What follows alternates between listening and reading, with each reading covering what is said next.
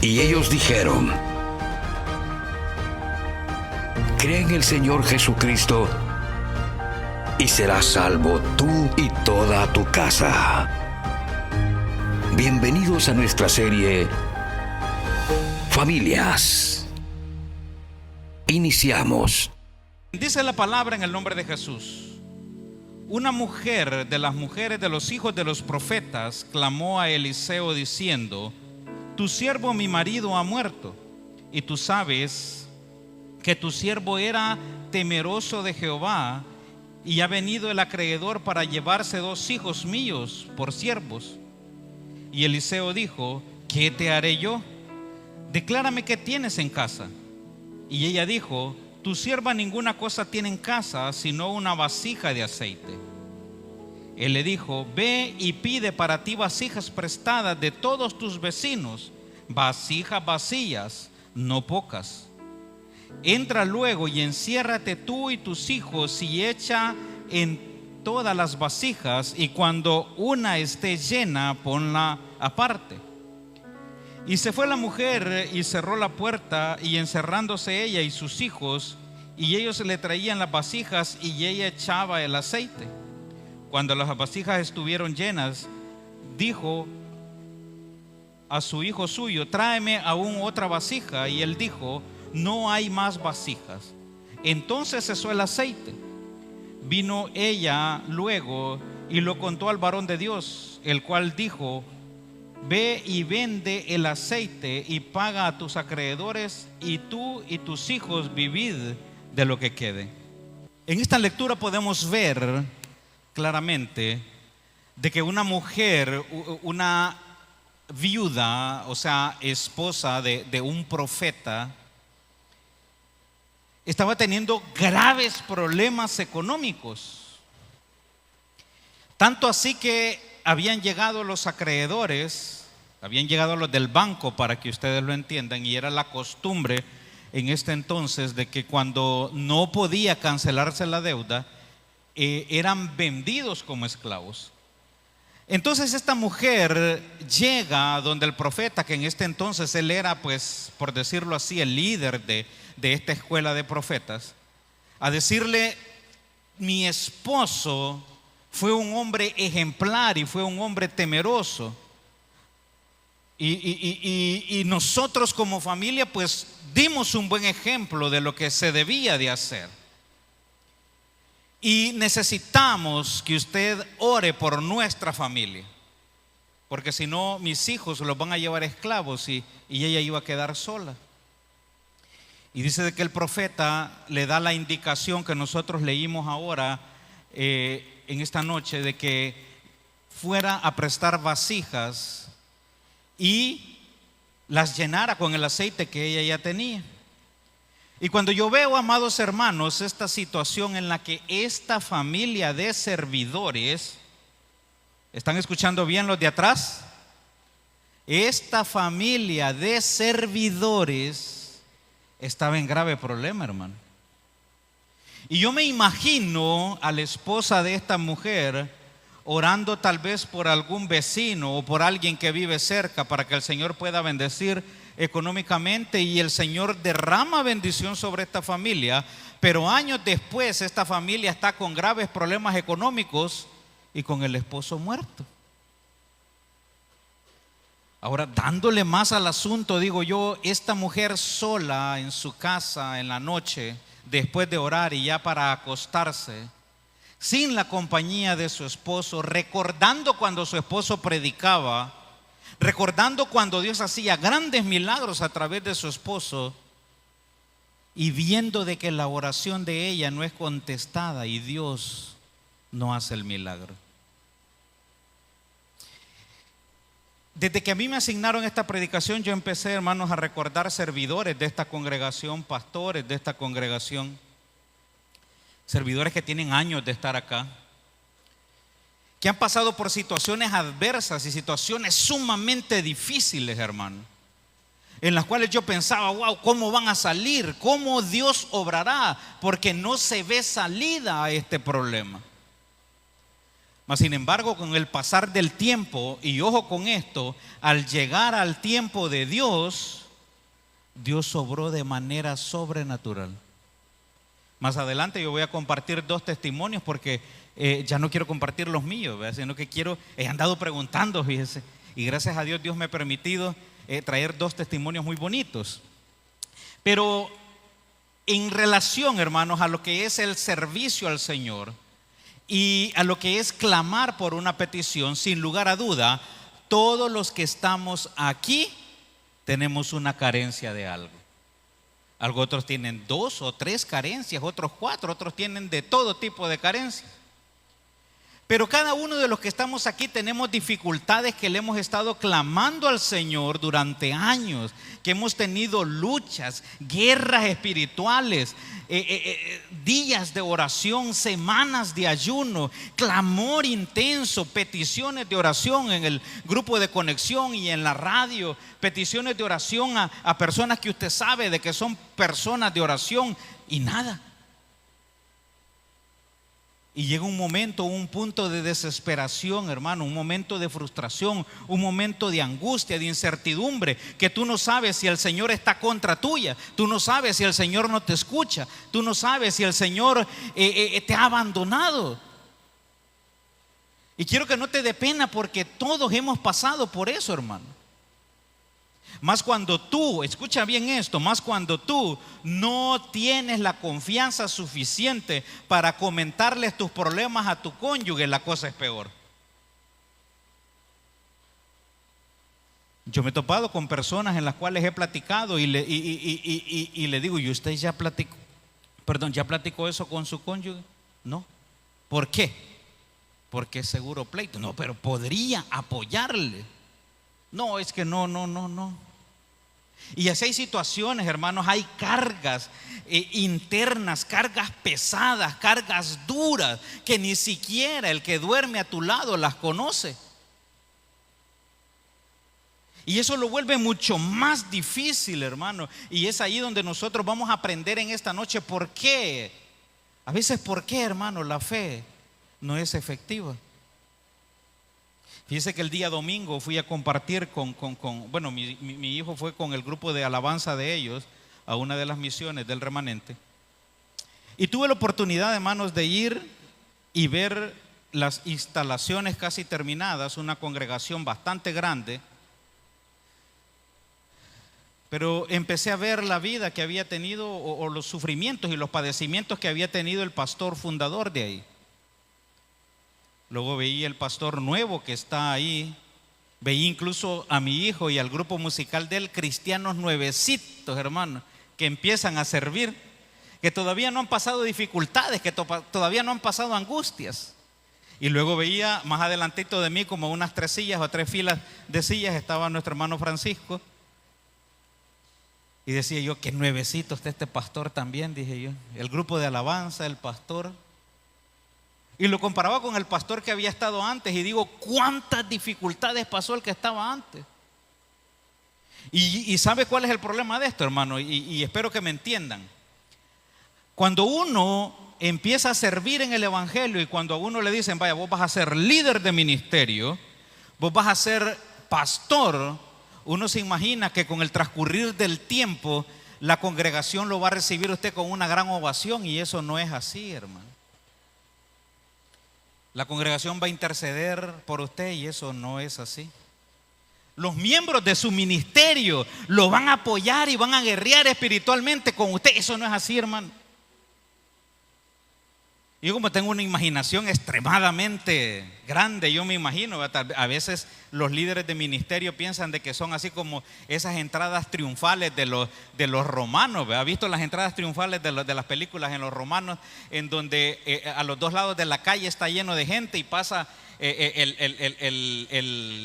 ¿cómo se llama? El rey o el César en un carruaje, ¿verdad? Y todo, Y a veces uno piensa que como líder de ministerio, como pastor, toda la congregación y toda la gente por la cual uno ha orado se va a poner a la orilla del templo y va a empezar a aplaudir. Ahí va el pastor, ahí va el líder de ministerio, pero no es así, hermano. Hay críticas Y a veces los hijos de los líderes o de los pastores son los más criticados. Y por mucha oración que le pueda meter un hijo de un pastor o un hijo de un servidor, no va a poder librarse de eso. Mas sin embargo está llamado a seguir predicando y a seguir siendo líder, aunque los demás hermanos lo critiquen. Y eso es una carga grande que va a asumir cada líder de ministerio, que va a ir a servir y va a dar lo mejor de sí para que los demás lo estén criticando. Mire qué bonito es el evangelio, ¿verdad? Y solo el que ha sido o es líder de ministerio está entendiendo lo que yo estoy diciendo en esta noche. En donde en su interior hay un profundo dolor y usted no tiene nada más que seguir sirviendo. Esta mujer pudo salir huyendo y no cancelar su deuda, pero lo que hizo fue que buscó de Dios. Pudo haber hecho muchas cosas ilícitas, pero buscó de Dios. Pudo haberse desesperado, pero esperó el tiempo de Dios. Yo no sé cuál sea la carga que tú tienes, yo no sé cuál sea la lucha que tú tengas, sea en tu ministerio, sea en tu familia, sea en tu salud, sea en tu trabajo, que te esté agobiando y te esté desesperando. Pero en esta noche tienes que aprender que no debe de flaquear nuestra fe. A veces hay problemas familiares, hermanos, tan intensos y tan complicados que yo me quedo sorprendido. A veces yo me asusto, hermano, y digo, ¿cómo puede ser posible? Problemas graves, hermano, familiares, en donde hermanos se odian a muerte. Y no estoy hablando de allá por San Salvador o allá por Colombia, no, estoy hablando de aquí. Esposos que les pegan a las esposas, esposos que les son infieles a las esposas. También hay mujeres que le pegan a los hombres, son más escasos, pero hay. Y es un gran sufrimiento, hermano. ¿Cuánto tiempo cree que lleva ese hermanito orando por eso, hermano? ¿Cuánto tiempo?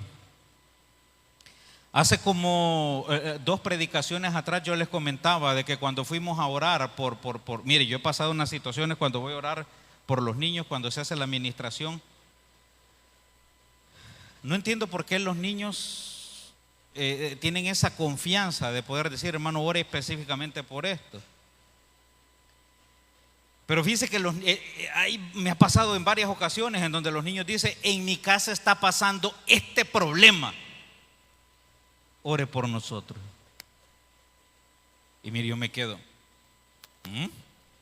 en la casa de este servidor. Digo, bueno, vamos a orar por él. Pero me vas a ayudar vos, le digo al niño. Sí.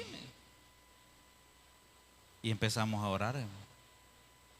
Problemas que ustedes se quedarían sorprendidos. Pero ahora, yo quiero tomar un ejemplo, hermanos, de José. Vamos a leer brevemente Génesis capítulo 37. Vamos a llevarlo un poco rápido para que me puedan entender por qué la fe a veces no se hace efectiva. Y entre tanto problema, tantas dificultades, poco a poco, oiga bien, poco a poco como que esa fe se fuera opacando.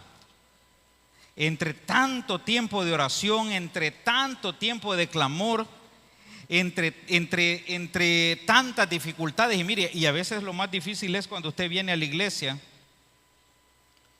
y el que tal vez usted le va a pedir oración le sale con una mala actitud y uno dice, bueno, ¿y aquí? Ahora, Génesis capítulo 37, versículo 17. Vamos a leer hasta el 28. Génesis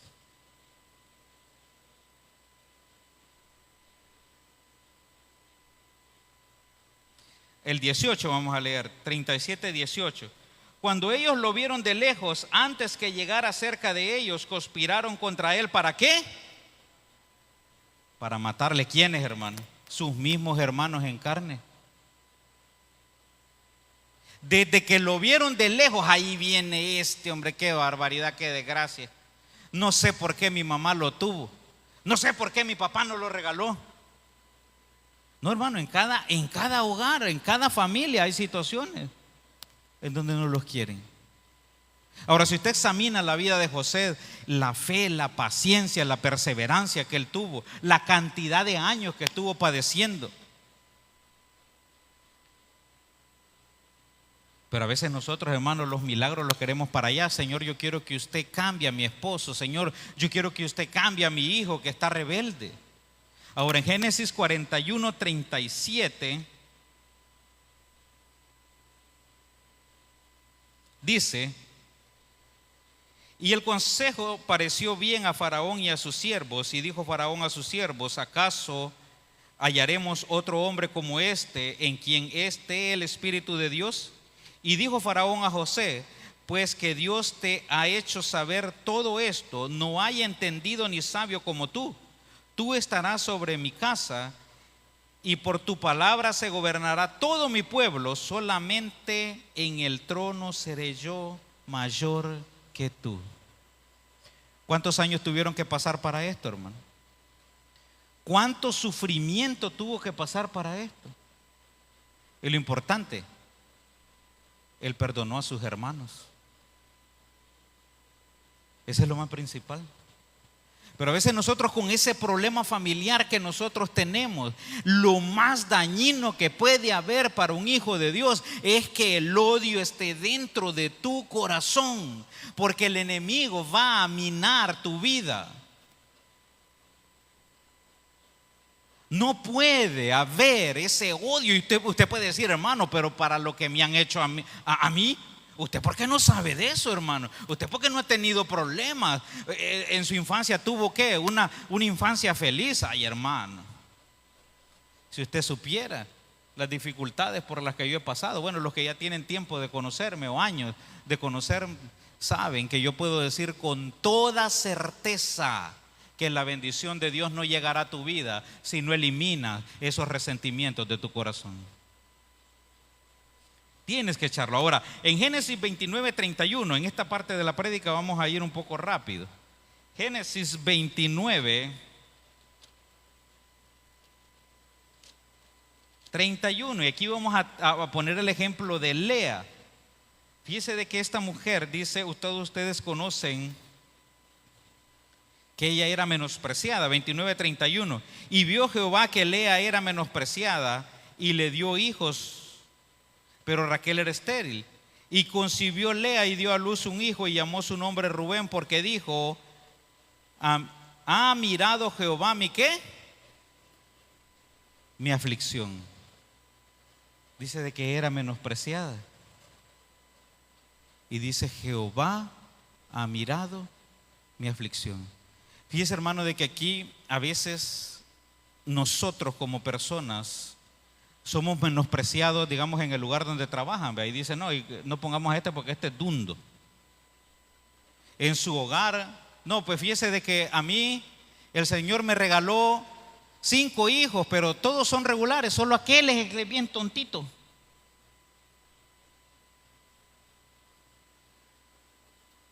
Y así podemos poner muchos ejemplos. Pero aquí dice de que esta mujer que era menospreciada, Dios la bendijo grandemente.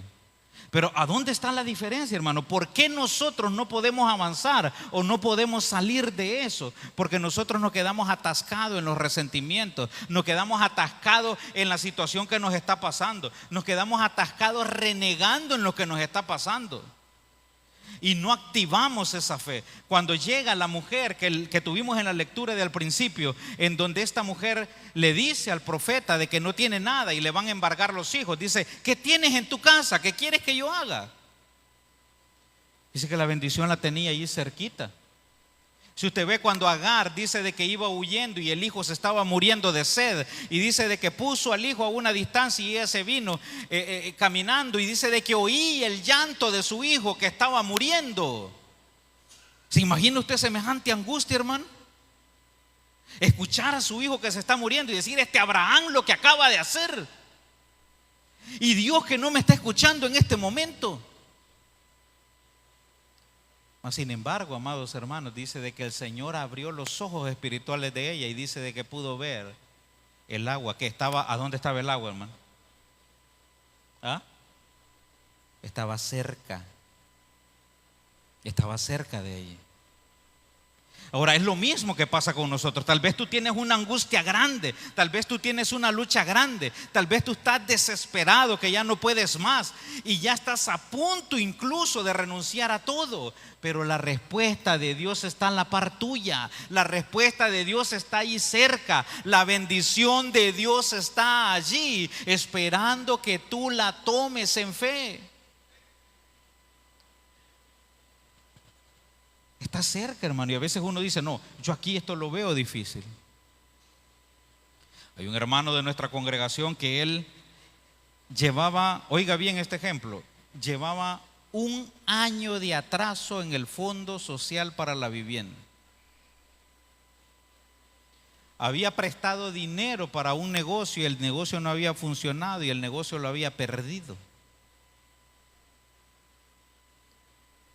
Y en el fondo pues no lo habían sacado porque el proceso de embargo creo que dura como 4 años, creo, si no me equivoco. No sé si habrán cambiado ya esa ley. Y él estaba desesperado y habíamos orado muchas veces. Y me decía, ¿cómo va a ser posible que el Señor venga y pague toda esa deuda? Yo oraba por él y otros hermanos oraban por él. Y yo decía, ¿cómo es posible, hermano? ¿Qué dicen ustedes? ¿Es imposible que alguien venga y le pague la deuda? ¿Ah? No, pero no sucede con nosotros. ¿Por qué? ¿Por qué no sucede, hermano? Y alguien vino y le pagó esa deuda. Y le volvió a restaurar el negocio. Y yo me quedé sorprendido. Y empecé a confiar en el Señor. El Señor va a proveer una casa para mí. Y no solamente proveí una casa, sino que también un terreno. Pero usted, ¿por qué no? Dice de que Lea era menospreciada. Dice de que Agar iba corriendo y el niño iba muriendo. Aquí esta mujer estaba con los acreedores encima y iban a embargar a sus hijos, los iban a llevar de esclavos, pero ellos recibieron. ¿Pero por qué yo no? Ahora, la vida del creyente, la vida del servidor de Dios, la vida de los hijos de Dios está llena, amado hermano, de sufrimiento duro, de críticas en las cuales usted va a tener que ir luchando. Y por ratos incluso hasta usted va a ser partícipe de esas críticas. Pero ¿sabe cómo el enemigo, hermano, trabaja para que usted y yo no avancemos en la fe? Trabaja en opacarte el gozo. Cuando las circunstancias se van poniendo más difíciles, nosotros nos vamos poniendo más amargados. Cuando el problema se va poniendo más crítico y el doctor te dice que no hay sanidad para tu enfermedad, nosotros nos vamos poniendo más desesperados, hermano. Cuando tu cónyuge está enfermo de gravedad y ves cómo sufre y se queja y tú oras todos los días por él o por ella y no sana, y en esa desesperación el gozo se te va. Y no puede decir que no, porque solo aquel que está pasando esas dificultades, hermano, y ese sufrimiento y ese largo tiempo de espera, sabe la angustia que es eso. Por eso Pablo recalcaba que nosotros no teníamos que perder el gozo. Usted puede encontrar a la final de las epístolas, hermano, ejemplos de cómo Pablo, después de hablar diferentes temas, él inculcaba de que el gozo no tenía que perderse. Usted puede encontrarlo, por ejemplo, en Romanos 15:33. Hoy solo voy a leer uno nada más. Romanos 16:20, Primera de Corintios 14:36, Segunda de Corintios 13:11, en donde al final de cada epístola el Señor va dando eso, va dando que no tienes que perder ese gozo. ¿Por qué? Porque es lo que nosotros descuidamos. Si en tu vida hay amargura, no hay fe, porque ya el enemigo tomó ventaja. Entre más gritos y amarguras y pleitos y desesperanzas y odio y resentimiento y crítica o desmotivación, tú como líder que ya estés desmotivado, yo ya no voy a ir a servir porque nadie valora lo que yo estoy haciendo. Hermano, la fe ya va menguando. Pero vamos a leer Colosenses 3:15.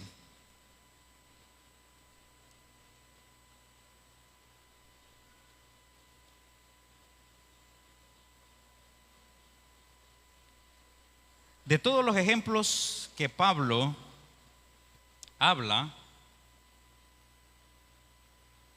al final de sus epístolas, vamos a ver este: y la paz de Dios gobierne. Ay, hermano, pero la amargura ya nos tiene bien dominados, ¿verdad? Mire, cuando un pastor ya tiene 20 años, hermano, cuando un líder de ministerio ya tiene 20 años de estar dándole al ministerio, créame, se pasa por situaciones en las cuales uno siente que ya no puede más. Y de repente la frustración llega, hermano. Todos somos seres humanos. Cuando usted ya oró por su cónyuge durante 25 años y el viejo sigue siendo un rebelde y un patán, y usted está desesperada, y ya no hay así cambiar la oración por cacerolazos, ¿verdad? Y ya no voy a orar, hoy le voy a deshacer esta cacerola en la cabeza. Y sí que una vez unos vecinos así perdieron la paciencia y a las 2 de la mañana llegó el vecino con la cabeza reventada, hermano, porque se pelearon feo. Y bien se le miraba el pulso en esta parte de aquí, porque así le bombeaba la sangre. Mire, y botaron la oración.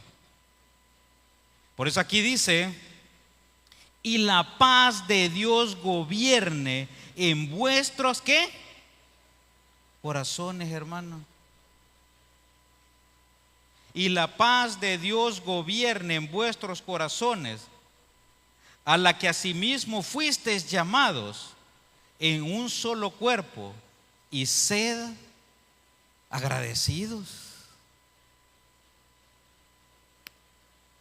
A esa paz que fuimos llamados.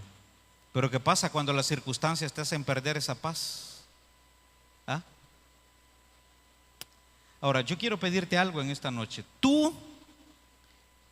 Todos los que estamos aquí, tenemos algo por lo cual ya tenemos bastante tiempo de estar luchando. No permitas que el enemigo quite esa paz, porque aquí dice, mire, y la paz de Dios gobierne tu vida. No puede haber esa desesperanza. Yo por eso le digo en varias predicaciones, yo he repetido lo mismo: no puede haber un cristiano neurótico o desesperado o peleón, o que digan no nos juntemos con este porque es un peleón. No puede, hermano. Aquí dice: la paz de Dios gobierne. Ahora busquemos Filipenses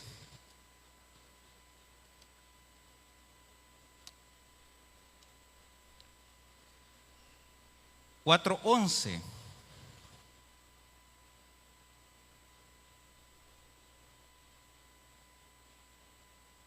Y dice: no lo digo porque tenga escasez, pues he aprendido a contentarme cualquier sea mi situación.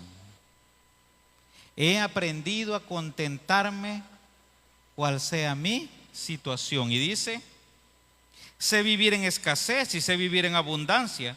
En todo y por todo aprendido. Oiga bien, dice aprendido a vivir en escasez. Pero a veces, mira, ahorita hay una situación económica bien difícil. Bien difícil, hermano.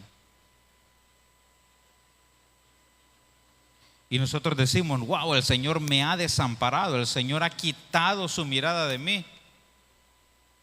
Porque yo por más lucha que le hago al negocio no prospera y las deudas van creciendo. Mis hijos no colaboran porque gastan más y gastan y gastan y gastan.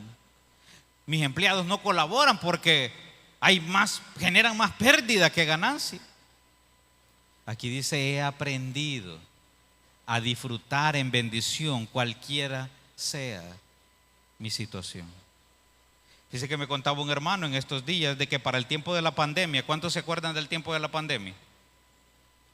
Dice de que terminaba la cuarentena y cuando ya los alumnos habían empezado a ir a clases, él estaba en una situación económica horriblemente mal, pero mal, hermano. Y había estado orando y clamándole al Señor para que el Señor proveyera. Y cuando él estaba totalmente desesperado, cuando él estaba ya perdiendo lo último de la fe, cuando él estaba diciendo, bueno, ¿y qué sentido tiene entonces ser creyente? Y todos hemos pasado por eso, lo recalco de nuevo. Dice de que estaba en una reunión de padres de familia y dicen, ¿quién quiere pasar a dirigir la oración? Hermano, cuando usted está desanimado, cuando usted está frustrado, cuando usted está pero así de resentirse porque el Señor no contesta una oración y que en una reunión le digan pase a orar para bendecir, ¿cómo voy a bendecir yo si estoy en esta gran desgracia? ¿Ah? ¿Cómo voy a orar para que el Señor bendiga a todos estos si yo no tengo que comer para ahora en la tarde? Pero dice que este hermano se para y dice, yo voy a orar. Y estaba en esa situación, hermano, en la que le estoy diciendo. Se para, pasa al frente, hace la oración. Por medio de esa oración surgieron varias cosas que derivaron en un negocio para él, del cual vive y construyó su casa. En el último momento, amados hermanos, en el momento de la desesperación, en el momento de la angustia, Dios proveyó en el momento correcto y llevó la bendición para él y para su familia.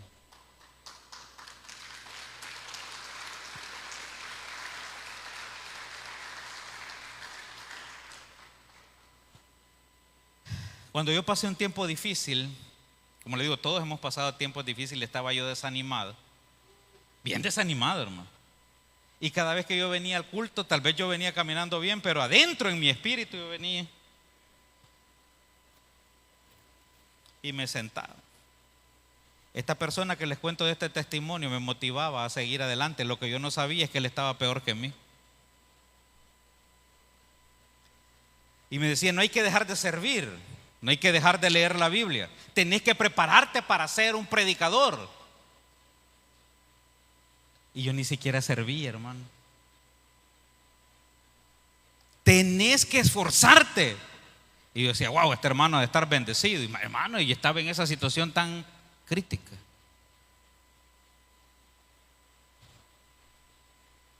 Pero yo les digo esto para que ustedes tengan una idea del por qué su familia está atascada en eso y por qué esa fe no se activa.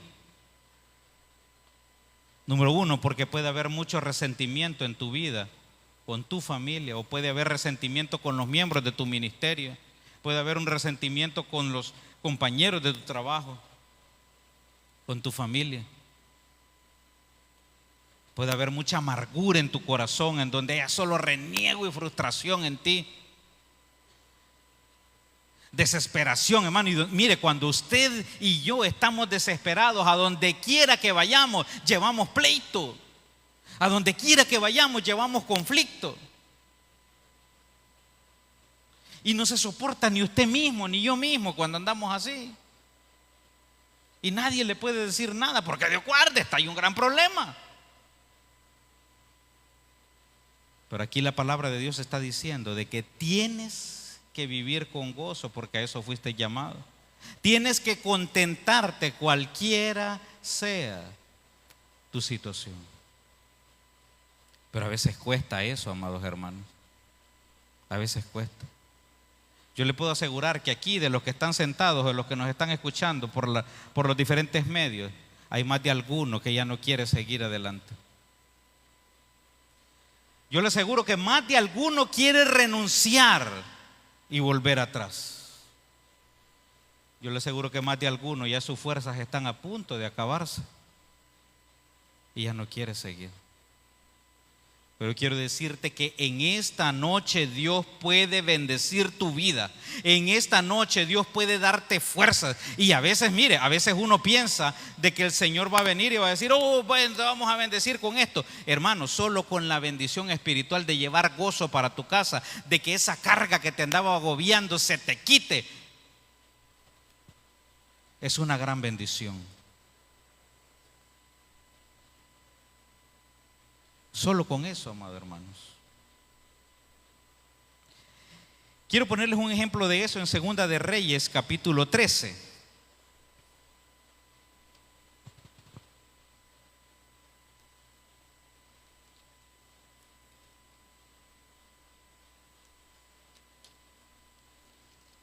Segunda de Reyes, capítulo 13. Versículo 14. Y dice la palabra: estaba Eliseo enfermo de la enfermedad de que murió. ¿Está oyendo eso, hermano?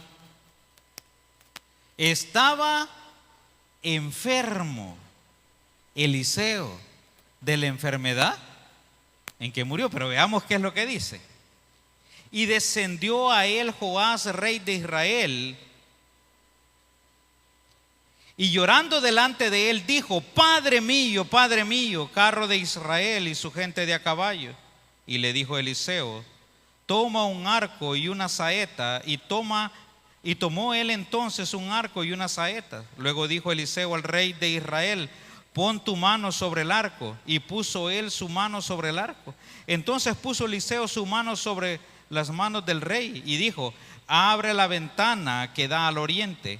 Y cuando él la abrió, dijo Eliseo: tira. Y tiró él.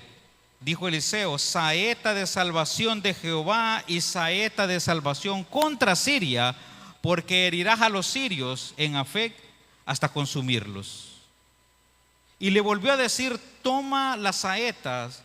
Y luego que el rey de Israel las hubo tomado, le dijo: hiere la tierra. En el suyo creo que dice: golpea la tierra. Y él hirió la tierra 3 veces y se detuvo. Entonces el varón de Dios, enojado contra él, le dijo: al herir 5 veces hubieras derrotado a Siria hasta no quedar ninguno, pero ahora solo 3 veces derrotarás a Siria. Hermano, si usted entendiera las dimensiones del poder militar que tenía el ejército asirio contra lo que era Israel, tenía razón de estar afligido el rey. Pero dice que lo que yo quiero compartir con ustedes, de que dice de que el rey llega llorando, llega desesperado, llega abatido. ¿Donde quién, hermano? ¿Donde quién, hermano? Ay, qué bárbaro. Ay, Eliseo, hermano, gracias. Ya decía yo que no tienen lectura comprensiva, mis hermanos. Donde Eliseo, que estaba, ¿qué? Estaba enfermo, ¿verdad? Como además enfermo. ¿Estaba qué? Y llegó llorando donde él. ¿Para qué, hermano?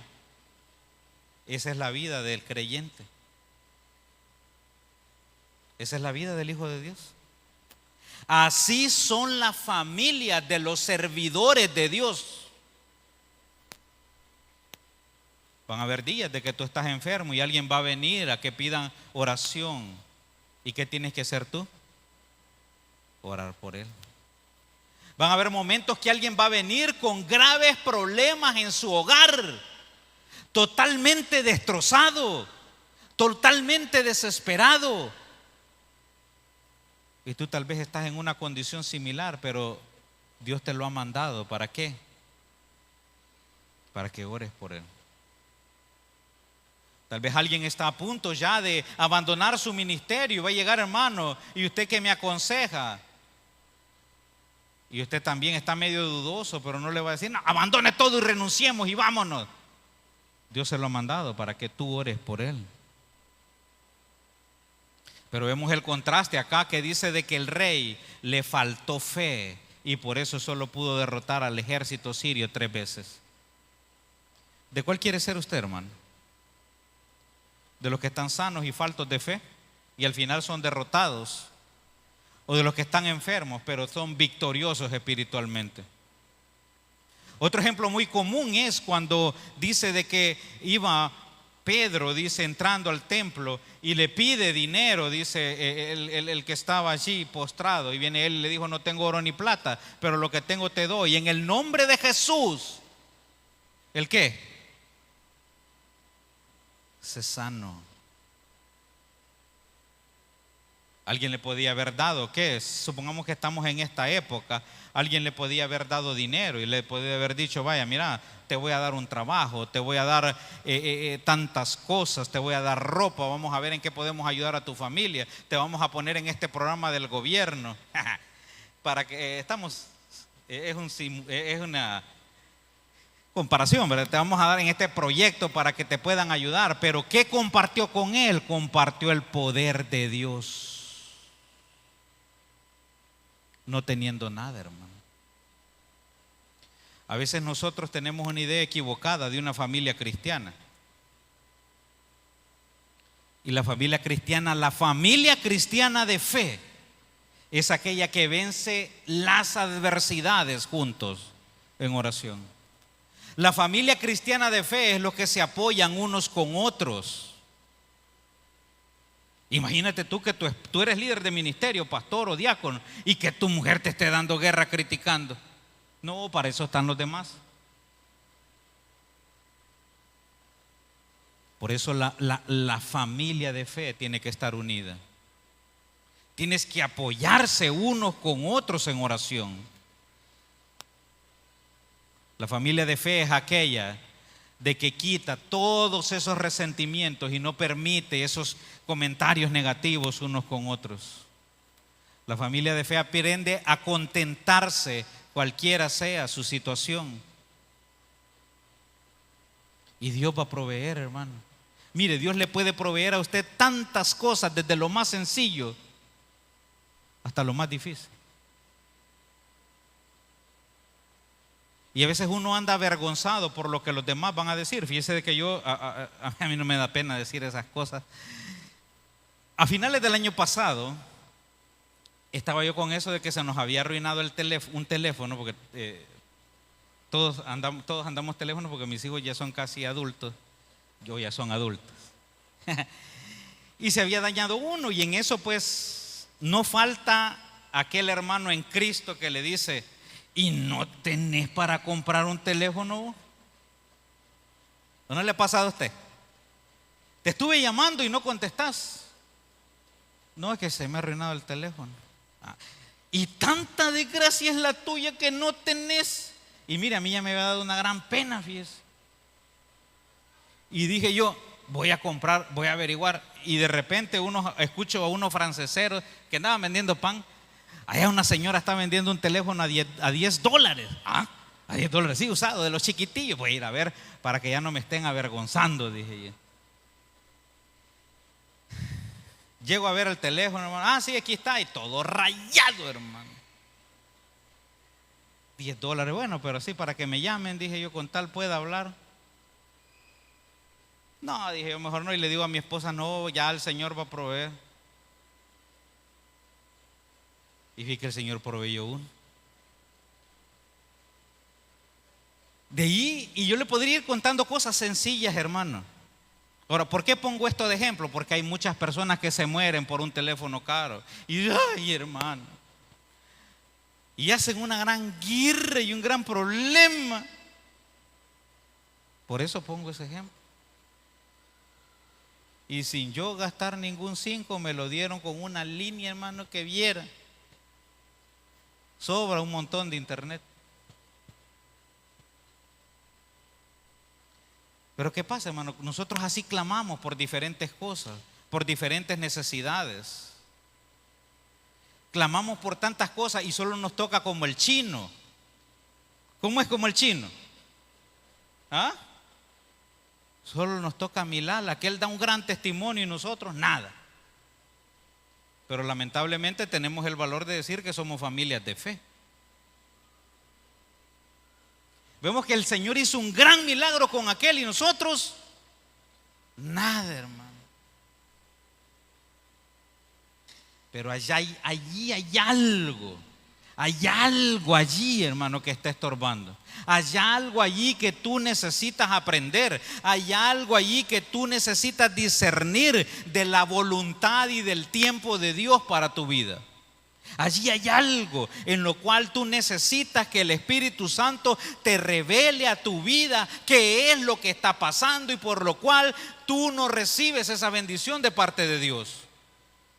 Pero en cualquiera de los casos, nunca debes de permitir que el enemigo ponga esa desesperación en tu vida. Y cuando dice allí que está acostumbrado, dice Pablo, a cualquier cosa. Y si solo hay frijoles, solo eso coma. Y si solo hay tortillas y aceite, haga las fritas y solo eso coma. Y acuéstese dando gracias al Señor. Y si está enfermo y tiene un dolor grande en su cuerpo, que ese dolor hasta le impide acostarse, y usted viene y al momento que se acueste, dé gracias al Señor y duérmase gozoso. Porque esa es la vida del creyente. Que el Señor fortalezca sus vidas.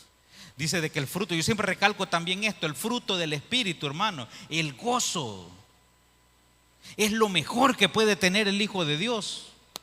Alguien puede tener millones para pagar el mejor médico y aún así estar desesperado y aún así estar desahuciado. Pero un hijo de Dios tal vez no puede tener solo para el hospitalón, Dios mío. Pero tiene el gozo del Señor, que es más bendición con eso, amado hermano. Que aunque esté adolorido, que aunque esté enfermo, siga en bendición. Aquí han habido personas graves con cáncer que han orado por otros miembros de esta misma congregación y han sanado a los demás y ellos no, y se han muerto. Pero nunca les escuché yo un reniego. Nunca. Y eso me sirvió de motivación. Yo les he compartido también en varias ocasiones de que yo tuve la oportunidad de ir a trabajar en células con un hermano que hoy ya murió. Estaba enfermo, hermano, con un dolor grave en su cuerpo. Y no dejaba de predicar. Y me decía él, estas ovejas son las que Dios nos ha asignado. Y yo decía, ¿cuáles ovejas? Si en el grupo solo él y yo y la anfitriona. ¿Y cuál es el sentido de esto? El sentido de esto es que usted les predique. Y yo más viejo en el evangelio, ¿ves? De estar aquí.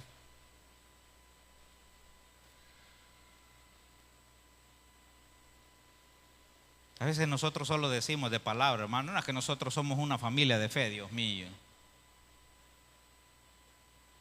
Si por todo renegamos, hermano, por todo. Y el enemigo nos gana ventaja. En el momento que tú vivas espiritualmente, en el momento, oiga bien, que tú vivas en el Espíritu y que el Espíritu te fortalezca y que los frutos del Espíritu bendigan tu vida, tú vas a entender qué es vivir con gozo. Pero mientras tanto, tú vas a vivir en amargura y en desesperación. ¿Me están entendiendo? Solamente viviendo en el Espíritu, usted puede vivir así. Yo andaba predicando con ese hermanito y andaba sano, hermano. Y ese hermanito andaba gozoso y yo andaba, es que ¿para qué me mandan aquí? Ah, no, pero en la noche, Señor, yo te pido que usted bendiga a mi familia, que podamos tener dinero, Padre eterno, para andar un carro de lujo. Pero a la hora de predicar, hermano, de ir a servir, ay, no, que aquí no.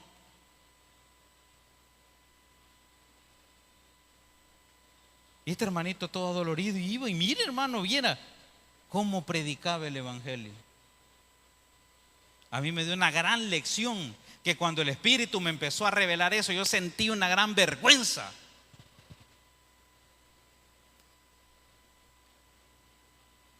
Cuando yo pude entender eso, las puertas de bendición se abrieron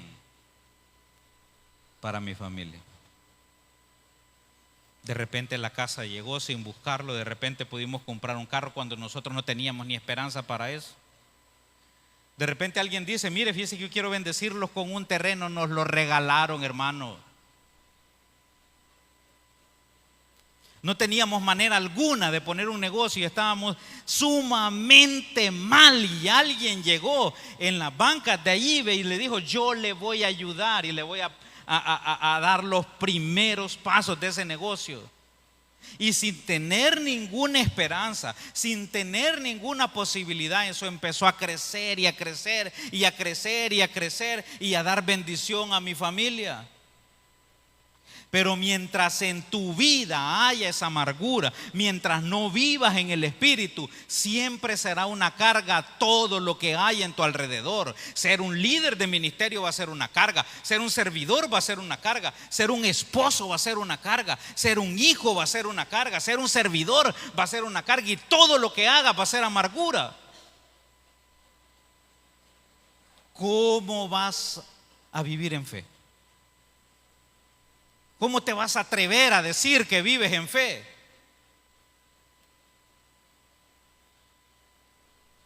Si no vives en el Espíritu. Porque el que vive en el Espíritu, amado hermano, no es que sea un gran hombre de fe, es que el Espíritu lo fortalece. No es que sea un gran predicador o un gran orador, es que el Espíritu lo respalda. No es que sea un gran creyente de decir, bueno, hoy voy a orar para que el Señor me mande tal cosa. No, hermano, el Espíritu lo respalda. El Señor proveyendo, el Señor sanando, el Señor restaurando, el Señor haciendo florecer donde todo estaba marchito. El Señor haciendo prosperar donde no se veía prosperidad. El Señor restaurando hogares donde no se veía una solución para ese problema. Pero mientras no vivas en el Espíritu, no vas a alcanzar la vida de fe. Y te vas a acostar noche tras noche amargado, noche tras noche llorando, noche tras noche desesperado, siempre con la misma duda de que si renuncias o no renuncias, de que si te valoran o no te valoran, de que yo ya no voy a seguir adelante porque aquí no valoran lo que yo estoy haciendo y todo el mundo me critica. El que vive en el Espíritu sobrepasa esas críticas. El que vive en el Espíritu y es un líder en el Espíritu, aunque lo critiquen, está 100% seguro que le sirve al Señor, y que aunque no lo galardonen aquí, aunque no lo valoren aquí, la bendición viene de Dios y el galardón viene de parte de Dios. Esa es una persona de fe. Pero si tú cada mes, que yo creo que voy a renunciar, ¿cuál fe, hermano? ¿Cuál fe? Yo creo que en esta noche tú aprendas ese concepto importante, que aprendas a vivir en fe. A veces usted dice, en fe es de que es la convicción del... No, hermano, no estamos hablando de conceptos, estamos hablando de vivir en fe, en verdad, de buscar al Señor. Y voy a finalizar con esto. Alguien de fe, hermanos, se alimenta a través de la palabra. Alguien de fe se congrega. Alguien de fe sirve en agradecimiento. Alguien de fe busca al Señor con todo su corazón. No lo busca. El Señor les decía, vosotros me seguís porque os di de hartar. No, hermano, lo busca de corazón. Y ahí van a venir las bendiciones.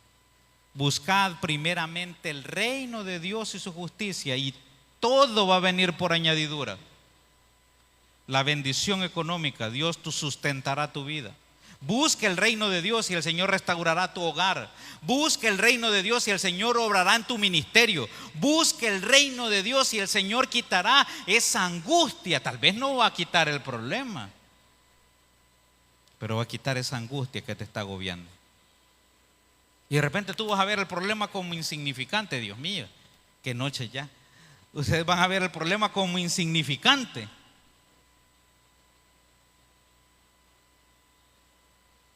Yo me distraigo viéndolos a los ojos a ustedes. Ustedes van a ver el problema como insignificante cuando aprendan a vivir en fe y en el Espíritu. Mire, tal vez todo mundo a su alrededor va a querer renunciar y abandonar el ministerio. Tal vez todos sus compañeros de trabajo van a decir: no, hombre, es que esto está difícil y estas ventas están ingratas y esto está a punto de quebrar y esta economía está a punto de colapsar. Y usted lo ve que ya están como locos. Pero a usted la fortaleza del Espíritu lo va a mantener firme, lo va a mantener cuerdo, lo va a mantener incluso con fuerzas para poder trabajar mucho más. Esa es la fortaleza del Espíritu.